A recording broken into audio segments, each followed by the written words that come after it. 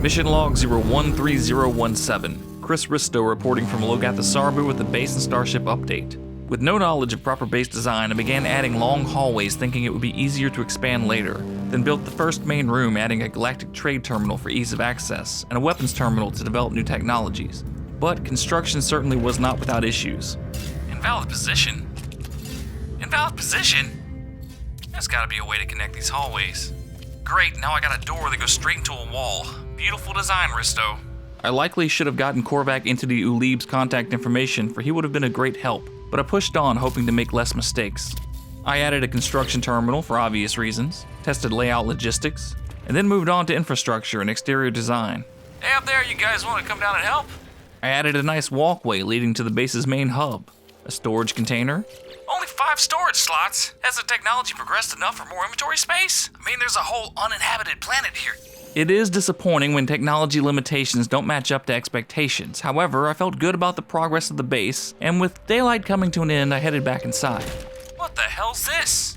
Within hours, there was grass already coming through the floor in the weapons room. Exactly how does this happen so fast? And who do you call to fix it? Getting a little frustrated, I figured going out and hiring specialists would lift my spirits, take my mind off the disappointments of the day.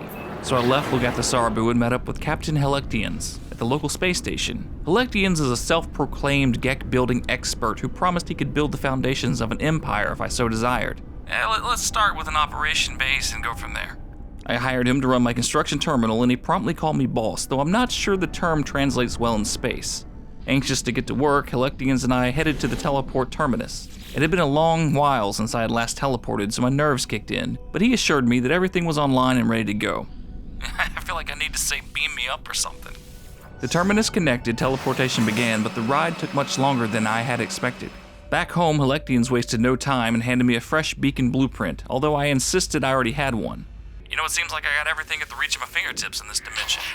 Next, we added a science terminal and began building the agricultural center in the same wing, but apparently galactic unions won't allow more than one specialist terminal in a single room, so we began making a few cosmetic changes instead. Testing intercom system. Science department in room 15, can you hear me? We began working on a landing pad where Gek Specialist Sog dropped in asking about the construction opening he had seen on galactic job boards. I let him know the position was already filled, but offered him a few credits for lead on a weapons guy. Okay, so warp drive to the Abinkwe ecosystem where I should find pink space, and then there'll be a guy by the name of Uixi in the space station, right? I figured the guy would be a Gek, but oddly enough, Vy'keen and Gek were hanging out having some drinks together. So I met Corporal Uixi and he explained that he was not an assassin like many of his fellow Vy'keen. He was an armorer, and a damn good one at that. So I hired him on the spot and he headed out to pack his stuff. Then out in the Starship docking bay, a large ship caught my eye. An Omananjo S-15 with 3 extra cargo slots, larger frame, and a lot more firepower than Rasamama. The owner named Ivan walked up and said he was looking for something smaller, so he'd be willing to make a straight trade if I was interested. Absolutely. I guess this is our last ride together, Rasamama. Goodbye, old friend. But then the next thing I know, another Omananjo S-15 lands and Ivan walks over to thank the pilot for dropping off his ship. Hold on, so you have 2 Omananjo S-15s?